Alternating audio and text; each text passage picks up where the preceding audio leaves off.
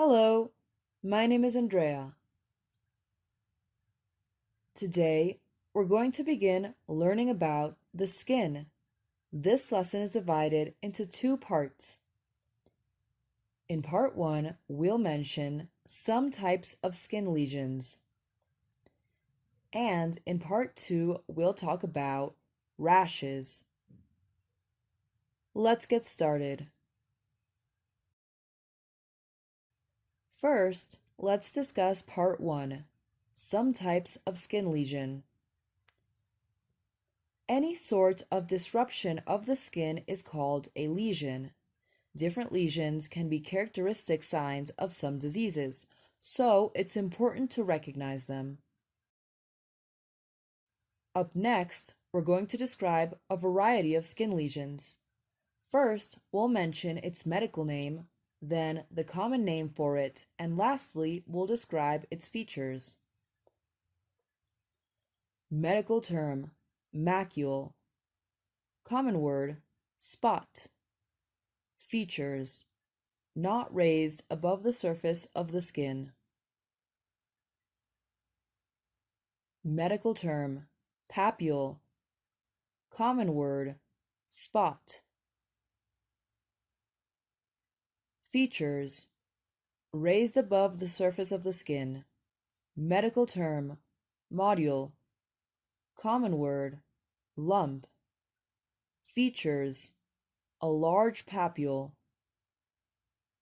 Medical term: vesicle. Common word: small blister. Features: filled with fluid. Medical term: bulla. Common word: blister. Features: a large vesicle. Medical term: pustule. Common word: pustule. Features: filled with pus.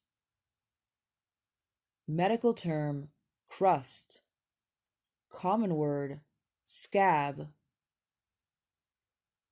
Features: dried blood, etc. on the surface of the skin. Medical term: scales. Common word: scales. Features: a thin layer of epidermis separated from the skin. Medical term: cicatrix, plural: cicatrixes. Common word: scar. Features: a mark on the skin after healing. Medical term: nevus. Common word: birthmark. Features: a colored skin lesion present at birth. Medical term: fleshy nevus. Common word: mole. Features: a raised brown nevus. Medical term: verruca. Common word: wart. Features: a nodule produced by HPV. Medical term: furnicle. Common word: boil. Features: a large pustule or skin abscess. Note: the often yellow liquid formed as a result of infection is pus. If a lesion is pustular, that means it is filled with pus.